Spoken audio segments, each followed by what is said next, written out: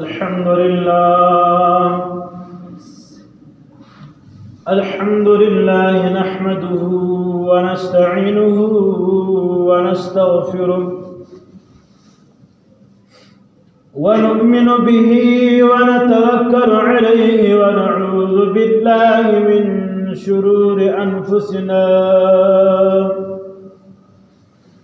ومن سيئات أعمالنا من يهدي الله فلا مضل له ومن يضلل فلا هادي له ونشهد أن لا إله إلا الله ونشهد أن سيدنا وحبيبنا ومولانا محمدا عبده ورسوله أما بعد فأعوذ بالله من الشيطان الرجيم بسم الله الرحمن الرحيم إنما الخمر والميسر والأزلام رجس من عمل الشيطان فاجتنبوه لعلكم تفلحون صدق الله خالقنا العلي العظيم. در الشريف صلى الله عليه على محمد وعلى آل محمد كما صليت على إبراهيم وعلى آل إبراهيم إنك حميد مجيد. اللهم بارك على محمد وعلى آل محمد كما باركت على إبراهيم وعلى آل إبراهيم إنك حميد مجيد. حمد الثناء وفاق ردقال سي الله جل جلاله عما نواله فقرآن عظيم فاكر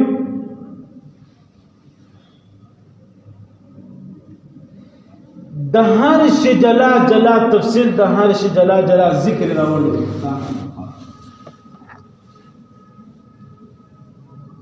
محترم دوستانو الله جل جلاله جسدهم في قرآن فاك وفرمائے ما خلقت الجن والانس الا ليعبدون ما نیس پیدا کری جنات انسانان الا مگر ما دخشد پیدا کری چیز ما خاص عبادت ہو. مفسرین حضرات فرمائے سوى الله جل جلاله تزما استاد عبادت اس ضرورت نست. الله جل جلاله زما استاد عبادت باندې نه آبادیږي نه کمیږي. عبادت دا د ذات د پاره دی چې کوم ذات دی او غټ ذات محتاج هغه ذات لکه انسان لکه جنات لکه نباتات لکه شجرات. نبی علیہ الصلوۃ والسلام چې ستیم د الله جل جلاله ملاقات سی وکړ بیا چې بیرته راتیم ذکر بیا الله جل جلاله ته نبی علیہ الصلوۃ والسلام گویا چې ازما الله ازما رب تزما خدای چې کوم پمزک پر سر باندې ګرځي انسانان ازما امتیان او غیر مسلم هغه داون خدای او ما ته تحفه راکړه چې ورېړم بیا دې ومني چې وکړه تحفه وکړه. نو الله جل جلاله یو منځ ورکړي بلې روزه ورکړه.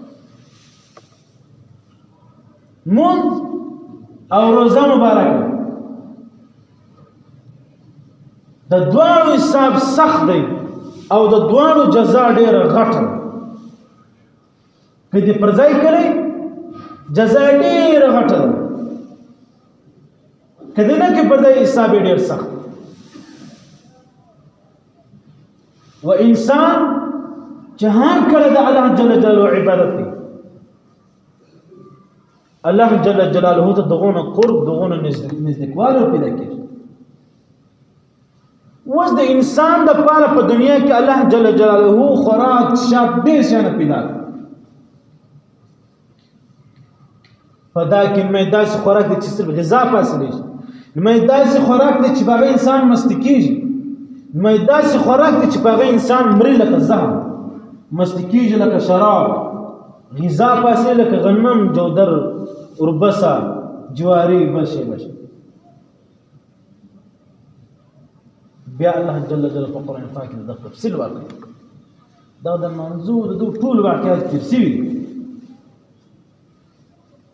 بیا الله جل جلاله د شان د تفصیل ورکړي چې احل الله البيع وحرم الربا. الله پاک په قرآن پاک کې فرمایي وايي ما تاسو ته سودا جایز کړل مګر سود نه دی جایز کړ. بیا څه فرمایي انما الخمر والميسر والانصاب. یورز ډیر اصحاب کرام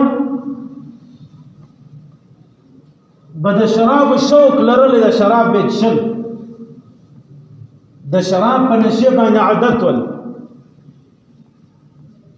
یو لیر صحابي وای څو اصحاب کرام ته ډوډۍ ورکړي، دعوت یې ورکړي چې څه ورغل مړی چې وخوړله د ډوډۍ بعد د شراب ورته پیش کړل او ټول اصحاب کرام شراب وڅښل. له هجرت بعد په دغه کې مهاجر اصحاب کرام او انصار اصحاب کرام، مهاجر او اصحاب کرام ټول کې چې نبی عليه الصلاه والسلام سره مکه څخه مدینه ته راغلل. انصار دغه چې د مدینه اوسیدونکي خلک، هغه مهاجر اصحابي دا رقم اشعار، دا رقم گفت، دا رقم د بلبل په زبان کې شروع سولې چې په آخر کې بیا د انصار د اصحاب کرام څخه بیزتی راغله، یې بد رد بیان شول. مجلس ناس کې انصار اصحاب کرام هم ناس ول. دا خبره باندې عمر رضی الله عنه خبر د نبی علیه الصلاۃ والسلام په مجلس کې دا مسله حل پیش شوه. عمر رضی الله تعالی عنہ نبی علیه الصلاۃ والسلام ته فرمایي چې اے د الله رسول چې کاش الله جل جلاله د عزت مستشان د دغه مبارک الله جل جلاله یو آیات او تفسیر او وضاحت راوړی تاسو چې دا هغه په بنا کې به څوک نه بې عزته کېدی، نه په عقل په فغوانې پرده راځي. فورا جبرائیل امین راغلی و نبي علیه الصلاة والسلام ته ویلي ولې د الله رسوله نبي علیه الصلاة والسلام فرمایي شراب څښل حرام او سره سره د دغه شي لکه اوس چې په منځ کې دا عام د شروع د جوه، دا جوه د دغه مختصر تعریف دا دی چې شرط وي شي تکشیر معمولی منډه چې ما او تا تر دې ځای منډه وو که تا وګټه 2 روپۍ در کوم که ما وګټه 2 روپۍ به راکوې. هر څه کرکټ، فوټبال، نور ګیمونه، ډېر ګیمونه دا رقم انټري پیسانې جمع کېږي. دا انټري پیسانې ته شرط وایي که ما وهرله ما پاتې دی دا پیس. الله پاک نبي علیه السلام ته وویل، الله پاک فرمایي ای جبرائیل دا شی حرام. والازلام ازلام بیا ودغته ویل لکه اوس چې وایي زه پیسې جمع کوم زما کمیټې د پلانۍ یا ودغته ویل چې قرآن اندازي په نن سبا زه به کې ورته وایي دا دغه شي لس ونډې جوړې دي 12 کسان په ګډ دي 2 روپۍ به اچي په پای کې د 2 کسان په کې وځي دغې پاتو پخوا به څنګه کېدل پخوا به غنم واخیستل روپۍ به په ټول مطابق برابر پیسې واچولې بیا به غنم واخیستل غوړي به واخیستل جواري به واخیستل وربسې به واخیستله بیا به 12 کوانې 10 کوانې جوړې کړې یا به کوانیان نه جوړولې 12 کسان ګډ دي 10 ترانه بسېول غیسی هغه دوه غیسی به کات کړو پاکي به کانټه نشانه ګورو کدا چاته په قسمت کې ورله هغه سره حصہ نست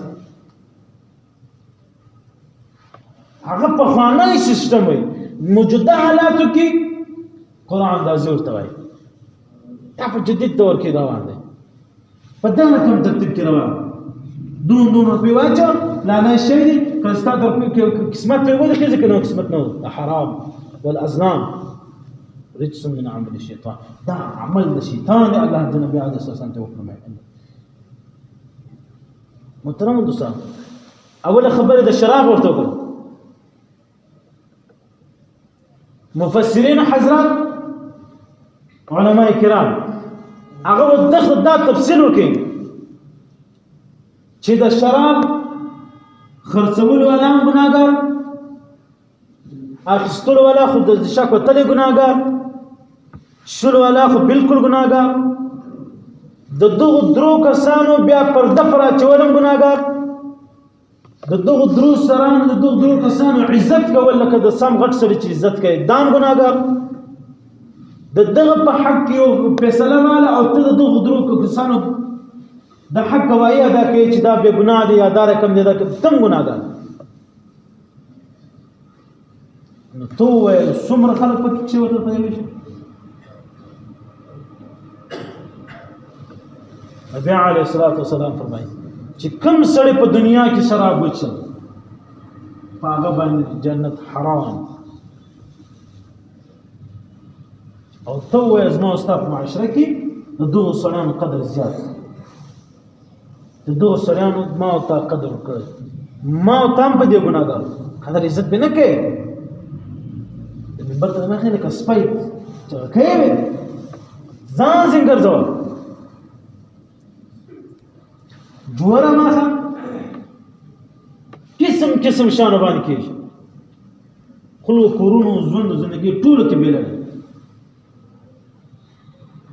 محترم دوستان الله جل جلاله دا آیات نازل کړي علماء کرام بیا په دغه شکل تفصیل ورکړي سهم اے خلقو چې کوم انسان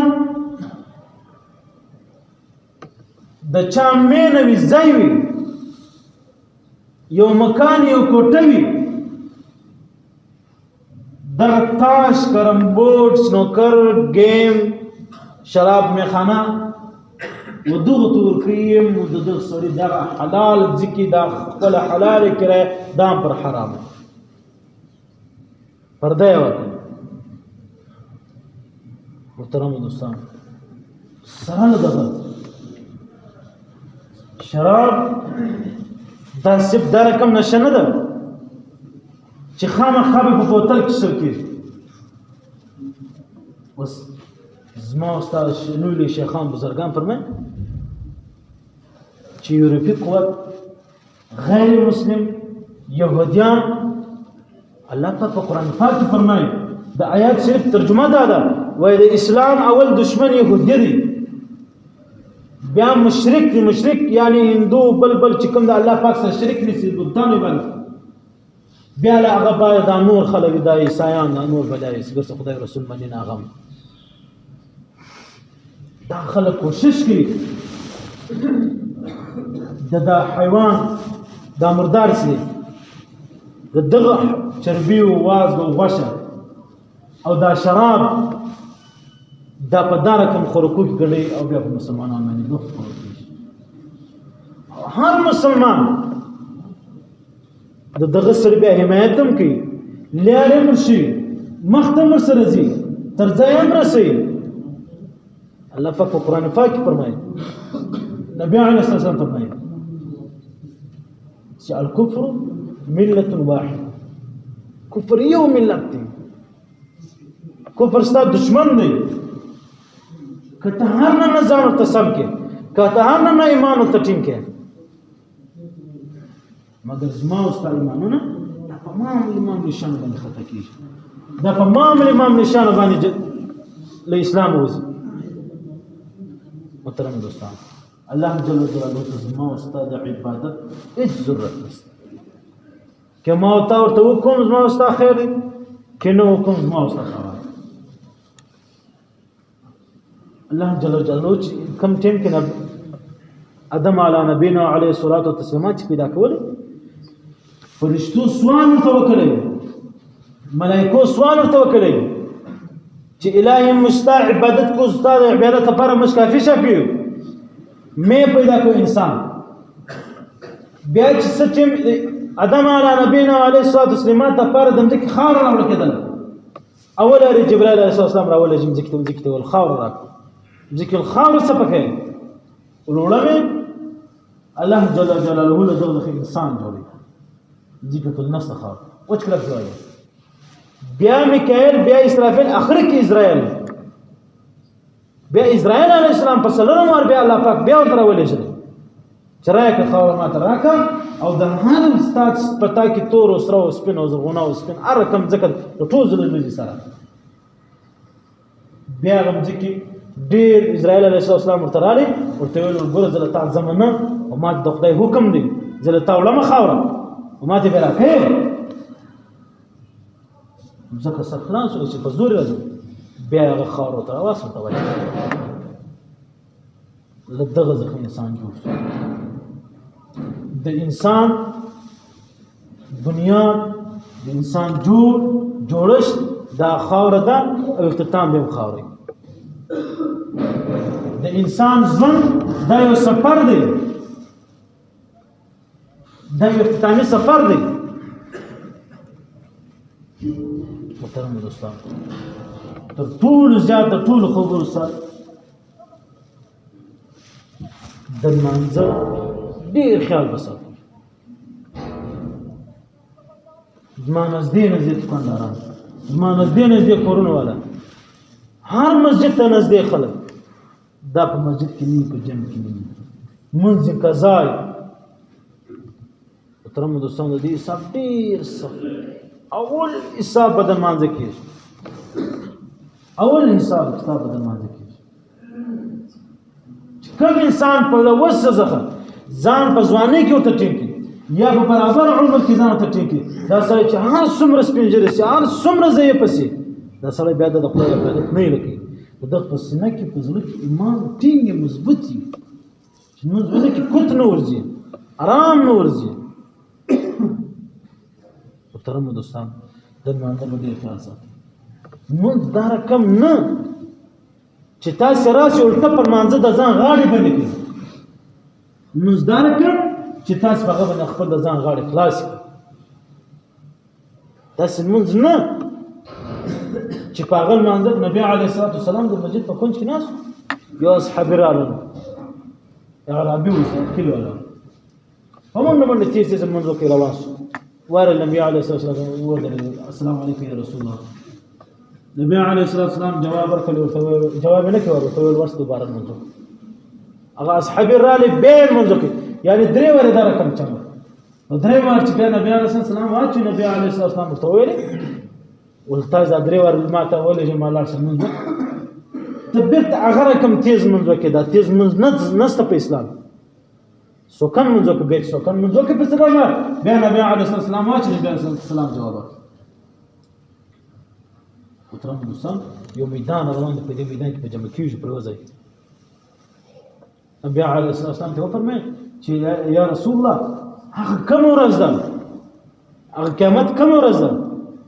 یسألونک عن الساعة ایان مرساها، هغه کومه ورځ ستا ورځ مشته وایي چې دا ورځ روان ده، په دې ورځ به حساب کېږي، کتاب به کېږي.